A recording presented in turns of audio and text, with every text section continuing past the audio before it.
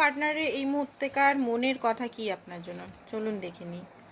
অওয়েকনিং, আপনার পার্টনারে কিন্তু অওয়েকনিং হচ্ছে, মানে যে কথাগুলো বা যে জিনিসগুলো উনি রিয়েলাইজেশন এতদিন করতে পারেননি, হয়তো আপনাকে কষ্ট দিয়েছে, পেন দিয়েছে, কষ্ট পেন দেওয়ার পরেও উনি বুঝতে পারেননি যে আপনাকে কষ্ট দিচ্ছে, পেন দিচ্ছে, রিয়েলাইজেশনটাই হচ্ছিল না। তো ইউনিভার্সের তরফ থেকে একটা খুব ভালো খবর, আপনার পার্টনারে অওয়েকনিং হচ্ছে, উনি অনেক কিছু রিয়েলাইজেশন করছেন এই রিলেশন বা আপনার সম্বন্ধে।